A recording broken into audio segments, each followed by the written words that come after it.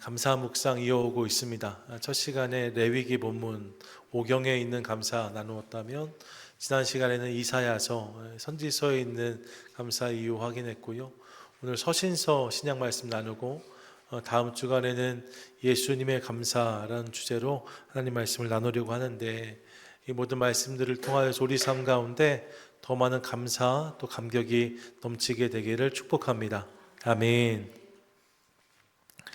11월 중순입니다. 날이 좀 추워졌어요. 그러시죠? 저도 새벽에 나올 때마다 춥다 이 느낌을 받습니다. 날이 추워지면 동시에 새해가 어렴풋이 느껴지는 것을 경험합니다. 이제 정말로 한 해가 마무리되고 새해를 맞이할 시간으로 나아가고 있는 거죠. 이때쯤에서 제가 하는 몇 가지 일들이 있는데 말입니다. 그 중에 한 가지가 트렌드 코리아라는 이 자료를 찾아서 꼭 읽어보곤 합니다. 서울대 소비자학과 교수예요. 김남도 교수라고 해서 이분이 옛날에 아프니까 청춘이다 이런 책도 쓰고 했는데 2007년, 8년부터 이 트렌드 코리아라고 해서 한 해의 정세를 평가하고 이를 통해서 다음 해 트렌드를 예측하는 책을 계속 보고서 형태로 내고 있거든요. 다음 해 트렌드를 미리 알 수 있는 중요한 기준이 되어서 저도 매해마다 찾아보고 또 확인하고 합니다. 올해도 2025년의 트렌드 분석이 벌써 나왔는데 말입니다. 몇 가지 단어로 트렌드들을 정리했는데 그중에 제가 눈에 띄는 단어가 하나 있었어요. 그 단어가 무엇이었는가? 무해력이란 단어였습니다. 한번 따라해 보시겠어요? 무해력, 무해력. 여러분 생소하시죠? 저도 되게 생경합니다. 무해력, 흔히 쓰는 말 아닌데 말입니다. 이런 의미예요. 없을 무자에 해로울 해자인 거죠. 그러니까 해로움이 없는 것의 힘이라는 거예요. 내용은 이런 것입니다. 최근 사회적으로 보면 작고 귀여운 것에 대한 소비가 늘고 있다는 거예요. 이제 우리는 좀 다들 나이가 되셨으니까 이런 것에 대해서 둔감하실 수 있는데 젊은 사람들 사이에선 작고 귀여운 것에 대한 소비가 폭발적으로 늘어나고 있다는 거죠. 실제로 보니까요, 제가 특정 업체를 이렇게 광고할 마음은 없는데, 시중에 보면 다이소라는 가게가 있는데, 그 다이소 옆에 요즘에 미니소라는 가게가 생겼어요. 혹시 보셨습니까? 거기 들어가 보면 제가 뭘 사려고 한 건 아니고요. 저희 딸아이가 같이 갔는데 아주 앙증맞고 귀여운 그 아이들의 장난감이 또 엄청 많이 있어요. 근데 사람이 많아요. 손님이 많아요. 많이 팔립니다. 그게 여기만 그런 게 아니라 전 세계적인 현상이라는 거죠. 작고 귀여운 것에 대한 소비가 폭발적으로 늘고 있다는 거예요. 이것이 왜 그런가? 이것이 나에게 무해하다고 느껴지는 아이템이라는 거죠. 그래서 심리적인 안정감을 주는 것이고 그것에 대한 선호가 늘어나고 있다는 거예요. 전 세계적으로 요즘 얼마나 어려운 날을 보내고 있습니까? 복잡해지고 위험해지는 시대의 상황들을 보잖아요. 해로운 것이 너무 많은 시대를 살아가기 때문에 반대로 해롭지 않은 것, 나에게 안정감을 주는 것에 대한 소비와 기호가 늘어난다는 거죠. 그래서 무해력이 있는 상품들이 더욱 많이 팔릴 것이다 이런 이야기를 하더라고요. 동의가 되는 부분이었습니다. 갈수록 복잡해지고 어려워지고 위험해지고 거칠어지는 시대를 살고 있습니다. 그야말로 해될 것이 많은 시대입니다. 스트레스풀한 시대라고도 말하지요. 그래서 사람들 안에 가만히 보면 염려가 많습니다. 개인적인 염려, 소소한 염려부터 시작해서 보다 거시적이고 큰 시대적 염려까지 다양한 염려가 사람들 안에 있는 것을 봅니다. 제 번째 뉴스에서 재미난 거 하나 봤는데요. 트럼프 대통령 2기가 이제 시작되잖아요. 어떻게 될지 알지 못하지요. 하나님이 세우셨으니 선하게 인도하셔서 기도하고 있는데 말입니다. 트럼프 2기를 불안해하는 사람들이 많은가 봐요. 그래서 제가 뉴스를 보았더니 4년짜리 크루즈 프로그램이 상품으로 나와서 팔린다고 하더라고요. 트럼프 대통령이 되는 날 크루즈가 출발해서 그 통치 4년 동안에 전 세계를 이렇게 크루즈로 돌다가 임기가 끝날 때 돌아오는 크루즈 상품이 실제로 판매되고 있고 사람들이 그것을 찾고 있다는 거예요. 더 어려워지지 않을까 하는 염려의 발로가 아닐까 생각해 보았습니다. 그렇게 생각하면 이런 시대에 말입니다. 감사는 절대 쉬운 일이 아니구나 생각하게 됩니다. 여러분, 감사가 쉬운 일도 아니고 감사가 자연스러운 일도 아닌 시대를 살고 있습니다. 생각해 보면 감사할 일보다 불안해할 만한 일들이 더 많은 시대를 살아갑니다. 그런데 그럼에도 우리는 이 염려를 극복하고 감사로 나아가야 되는 사람들입니다. 왜냐하면 하나님이 그렇게 우리에게 말씀하시기 때문이에요. 그게 성도이고 그게 하나님의 사람들이다라고 말씀하고 있는 거죠. 그러면 어떻게 염려를 넘어서 감사를 경험하는 인생을 살 수 있을까? 오늘 본문에서 그 답을 찾아보려고 합니다. 오늘 본문은 이미 아시는 것처럼 빌립보서잖아요. 바울의 옥중서신 중 하나입니다. 옥중서신, 감옥에 갇혀서 쓴 편지라는 거예요. 지금 바울이 감옥에 갇혀 있습니다. 뿐만 아니라 지금 재판을 기다리고 있어요. 감옥에 갇힌 것도 물론 어려운 상황이지만 재판을 기다리는 것은 더욱 만만치 않습니다. 최근에 재판을 기다렸던 사람들 한국에 나오잖아요. 얼마나 불안하겠어요. 황제에게 상소하여 로마 감옥에 머무는 중인데 말입니다. 황제가 어떤 판결을 내릴지 알 수 없는 상황입니다. 당시에 황제가 썸업 하면 사는 거지만 썸 다운 하면 모두가 죽임을 당하는 거잖아요. 황제가 평생 감옥에서 하면 평생 감옥에서 썩어야 되는 거예요. 황제의 판결을 기다려야 되는데 어떤 판결이 날지 알 수 없는 상황입니다. 여러분, 절로 염려가 되지 않겠습니까? 그 감옥에서 판결을 기다리며 머무는 시간이 절대로 쉽지 않았을 것입니다. 그런데 그 바울이 바로 그런 상황 속에서 빌립보 교회 가족들에게 편지를 하는데 뭐라고 고백하는가? 이렇게 고백합니다. 6절 전반절 함께 읽습니다. 아무것도 염려하지 말고, 아무것도 염려하지 말라고 말해요. 여러분, 염려하지 않을 수 없는 상황인데 말입니다. 하루에도 5만 가지 생각이 들 수 있는 상황인데 그런 상황에 놓여있던 바울이 아무것도 염려하지 말라고 권면하고 있는 거죠. 자신도 아무것도 염려하지 않고 있고 빌립보 교회 식구들도 염려할 필요가 없다라고 말하고 있는 거예요. 어떻게 이것이 가능할까? 그 비결이 이어지는 말씀에 있습니다. 함께 다시 한번 읽습니다. 시작. 아무것도 염려하지 말고 다만 모든 일에 기도와 간구로. 여러분, 그가 어떤 것도 염려하지 않을 수 있었던 비결이 여기에 있답니다. 어떻게 염려하지 않을 수 있었는가? 모든 일에 기도함으로, 모든 일에 간구함으로 염려를 이길 수 있었다라고 말씀하는 거죠. 여러분, 오늘 이 본문을 대하면서 우리가 만나는 중요한 질문이 하나 있습니다. 그것은 바로 염려할 것인가, 기도할 것인가? 같이 고백하세요. 시작. 염려할 것인가, 기도할 것인가? 그것이 문제인 거죠. 삶에서 여러 가지 문제를 만날 수 있습니다. 무해력이란 말씀 드렸잖아요. 무해력에 대한 선호가 유해한 것들의 창궐을 반증한다고 이야기합니다. 유해한 것이 너무 많으니까, 그런 시대를 살고 있으니까 말입니다. 우리 주변에 위험한 것들이 너무나 많아요. 그러니까 문제를 만나는 것은 특별한 사람들의 이야기가 아닙니다. 문제를 만나는 것은 누구나 경험하는 일이고 일상이라고 할 수 있습니다. 그런데 말입니다. 모든 사람이 문제를 만나지만 모든 사람이 다 그 문제에 똑같이 반응하는 것은 아니란 사실을 깨닫습니다. 모든 사람이 문제를 만나요. 그런데 모든 사람이 그 문제에 똑같은 반응을 보이는 것은 아니라는 거예요. 나의 결정에 따라서 그 문제에 대한 반응이 달라질 수 있다는 거죠. 단순하게 말하면 어떤 사람은 문제를 만나서 염려하는데 어떤 사람은 문제를 만나면 기도하더라는 것입니다. 예, 여러분 기억하세요. 염려할 문제가 따로 있고 기도할 문제가 따로 있는 것이 아니라고 말씀합니다. 염려할 문제가 따로 있고 기도할 문제가 따로 있는 것이 아니라 똑같은 문제를 만나는데 말입니다. 그 문제 앞에 염려하는 사람이 있고 기도하는 사람이 있더라는 거예요. 주일 예배 후에 몇몇 가정이 만나서 기도 제목 나누는 모임이 있는데 몇 주 전에 나눴던 기도 제목들이 있었습니다. 일반적인 거예요. 아이들이 학교에 잘 지낼 수 있도록, 또 좋은 친구 만나도록, 지금 하고 있는 사업과 직장을 위해서, 또 화목한 가정을 위해서 그런 기도 제목들 나누고 함께 기도합니다. 그런 일이 있고 있었습니다. 근데 한번 그렇게 기도 제목 나눈 주의 말입니다. 그 주에 제가 목회자들 모임에 월요일날 갔다가 차를 마시려고 근처에 카페에 갔거든요. 주중 낮에 들어오는 카페에 들어온 남자들이 있으면 대부분 목회자예요.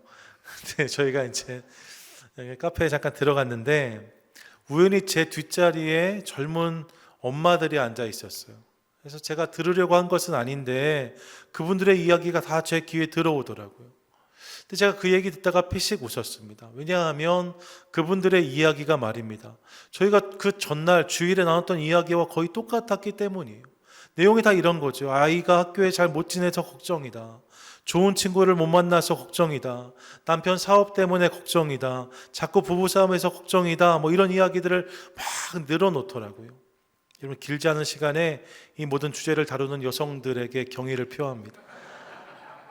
엄청난 이야기들을 막 쏟아놓더라고요. 중요한 것은 똑같은 이야기였어요. 정말 똑같은 이야기들이었습니다. 그런데 그 이야기를 말입니다. 한쪽에서는 기도 제목으로 나누고 한쪽에서는 염려거리로 나누는 것을 제가 본 거죠. 그런 모습을 보면서 깨달았어요. 똑같은 일이지만 그것이 어떤 이에게는 기도 제목이 되고 어떤 이에게는 염려거리가 되더라는 거예요. 다시 한번 말씀드려요. 염려거리가 따로 있는 것이 아니고 기도거리가 따로 있는 것이 아닙니다. 오직 문제 앞에 염려하는 사람과 기도하는 사람이 있을 뿐인 거죠. 어떤 문제가 찾아와도 염려하는 사람이 그 문제를 받으면 다 염려거리가 되고 기도하는 사람이 그것을 받으면 기도 제목이 되는 거예요. 그럼 여러분, 어떤 사람이 되기를 원하십니까? 여러분, 염려하는 사람이 되시겠습니까? 아니면 기도하는 사람이 되시겠습니까? 예, 감사해요. 이럴 때 염려하는 사람이라고 대답하시면 예배 끝나 따로 만나셔야죠. 예, 여러분, 저와 여러분 우리 모두가 기도하는 사람이 될 수 있기를 간절히 소망합니다. 여러분, 염려를 거절하고 기도 시작하시기를 바랍니다. 걱정을 거절하고 기도가 시작되어지는 우리 인생이 될 수 있기를 간절히 소망합니다. 그렇게 염려거리가 변하여서 기도 제목이 될 때에 이를 통해서 지난주에 말씀드렸어요. 하나님의 이야기가 우리 삶 가운데 시작되어질 줄로 믿습니다. 우리의 모든 염려거리를 기도 제목으로 바꾸는 것을 통하여서 이 놀라운 은혜를 누리는 저와 여러분 우리 모두가 되시기를 축복합니다. 아멘. 염려할 것인가 기도할 것인가 그것이 문제다 말씀을 드렸어요. 그러면 이 결정이 어떤 차이로 이어지는지를 보시지요. 본문을 보면 이렇게 말씀하는데 6절 한 번 더 읽습니다. 시작. 아무것도 염려하지 말고 다만 모든 일에 기도와 간구로 너희 구할 것을 감사함으로 하나님께 아뢰라. 아멘. 보세요, 여러분. 너희 구할 것을 이라고 말합니다. 너희 구할 것을 이라는 말은 뭐예요? 아직 주어지지 않았다는 거예요. 아직 얻지 못한 것입니다. 아직 찾지 못했습니다. 아직 열리지 않았습니다. 그래서 구하는 거잖아요. 그러니까 아직 내 삶에 주어진 게 아니니까 말입니다. 이것은 염려의 거리일 수 있어요. 그렇잖아요. 아직 나에게 주어지지 않았어요. 아직 열리지 않았어요. 아직 그런 은혜를 누리지 못했습니다. 그럼 이것은 여전히 문제인 거죠.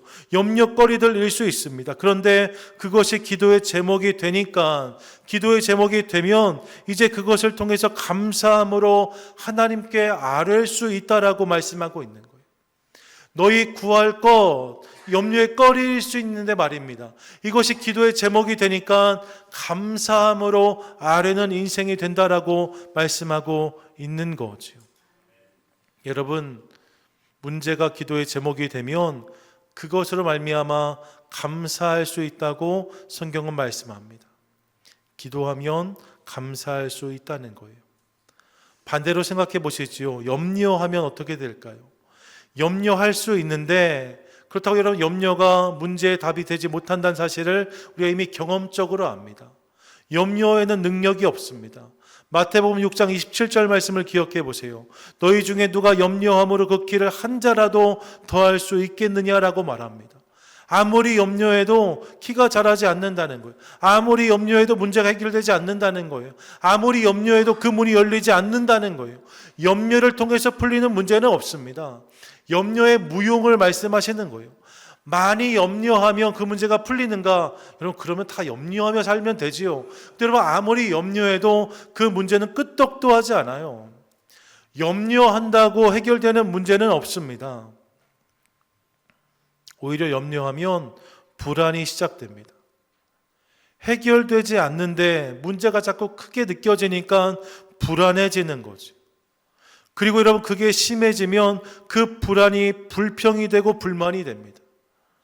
왜 나만 이러냐? 이런 이야기가 나오는 거예요. 왜 우리만 이렇게 힘들어야 되는가? 이런 이야기가 터져 나오는 거죠. 여러분, 염려는 불안을 낳습니다. 그리고 이 불안은 불만과 불평으로 이어지기 마련이에요. 하지만 기도는 다르다는 거예요. 기도는 감사를 낳고 감사가 됩니다. 문제 앞에 기도하기 시작하면 거기에서 감사가 시작된다는 거예요. 믿으십니까? 아멘. 어떻게 이럴 수 있는가? 여러분, 기도하기 시작할 때 말입니다. 그 문제 속에서 우리는 하나님을 발견할 수 있어요. 기도가 시작될 때 문제를 넘어서 하나님이 하실 일들을 기대할 수 있게 되는 거죠. 기도하기 시작하면 문제보다 크신 하나님이 믿어지기 시작합니다. 그리고 이 믿음이 있기 시작하면 이제 그 문제가 내 인생의 걸림돌이 아니라 디딤돌인 것을 깨닫게 되는 거예요. 이를 통해서 문제 가운데도 감사하는 인생을 살 수 있게 된다는 거죠. 이것이 기도할 때 누리는 은혜입니다. 그래서 다른 본문을 봐도 기도와 감사는 연결되는 경우가 많습니다. 에베소서 1장 16절인데 함께 읽습니다. 시작. 내가 기도할 때 기억하며 너희로 말미암아 감사하기를 그치지 아니하고, 내가 기도할 때 기억하며 너희로 감사한다 말합니다. 기도했더니, 너희를 위해 기도하는데 계속해서 감사가 올라오고 있는 거예요. 골로새서 4장 2절 말씀인데 함께 읽습니다. 기도를 계속하고 기도에 감사함으로 깨어 있으라. 기도와 감사가 연결되고 있어요. 디모데전서 2장 1절입니다. 함께 읽습니다. 그러므로 내가 첫째로 권하노니 모든 사람을 위하여 간구와 기도와 도구와 감사를 하되. 간구와 기도와 도구와 감사가 함께 언급되는 것을 봅니다. 기도와 감사가 떨어져 있지 않다는 거예요. 기도가 감사와 연결된다는 거죠. 기도할 때 감사하게 된다는 것입니다. 그러므로 사랑하는 여러분, 이를 기억함으로 염려를 통해 불안해하는 것이 아니라 기도함으로 감사하는 성도가 되시기를 축복합니다. 같이 한번 고백하세요. 시작. 염려는 불안이 되고 기도는 감사가 됩니다. 여러분, 염려는 불안이 되고 기도는 감사가 됩니다. 그러므로 기도를 통해 감사하는 저와 여러분 되시기를 축복합니다. 아멘. 끝으로 그렇게 감사할 때 그 인생에 누리는 은혜가 있음을 깨닫습니다. 그 인생에 주어지는 복이 있다는 거예요. 어떤 복이 주어지는가? 하나님이 그 인생의 주어가 되시는 복을 누릴 수 있답니다. 7절인데 같이 한번 읽습니다. 시작. 그리하면 모든 지각에 뛰어난 하나님의 평강이 그리스도 예수 안에서 너희 마음과 생각을 지키시리라. 아멘. 아멘. 그리하면으로 시작되어집니다. 그리하면 뭐예요? 염려가 기도가 되고 이를 통해서 불안이 아니라 감사로 나아가면 이게 그리하면이지요. 어떤 일이 생기는가? 모든 지각에 뛰어난 모든 것을 아시는 이라는 의미입니다.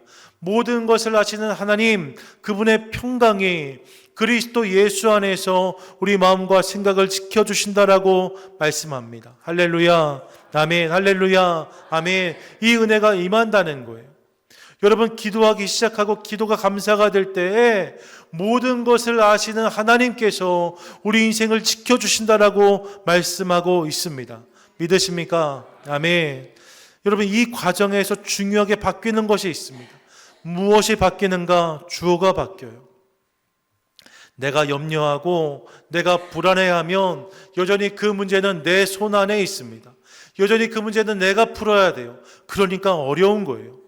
하지만 여러분, 내가 기도하고 이로 인해 감사하면 이제 그 문제가 내 손에서 떠나서 그분의 손으로 옮겨집니다.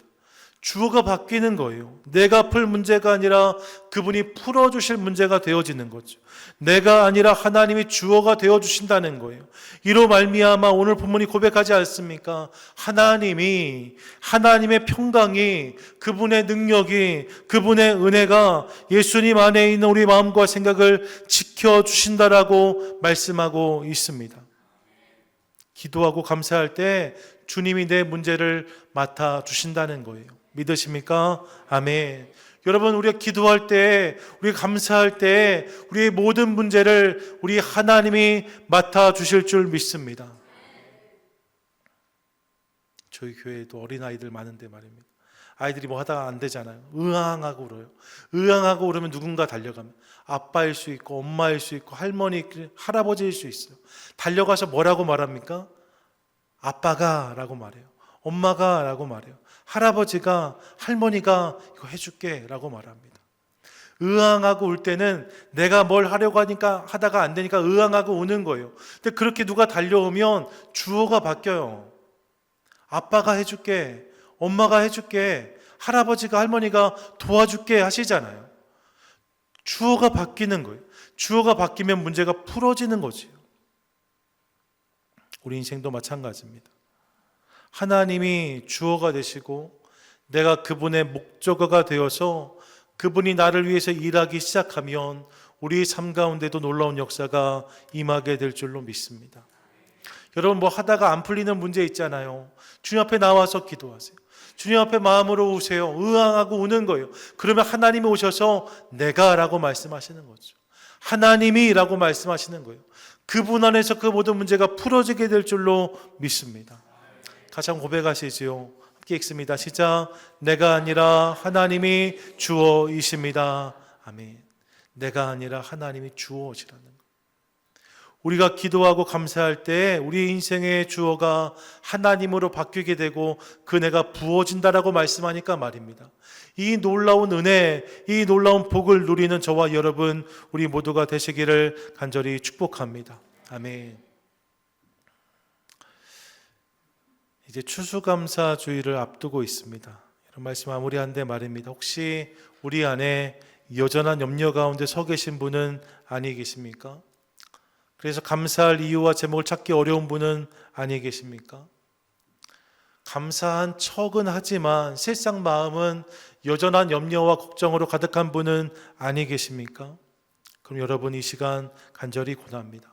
이 시간 내 안에 있는 그 모든 염려의 꺼리를 말입니다, 기도의 제목으로 붙드시기를 바랍니다.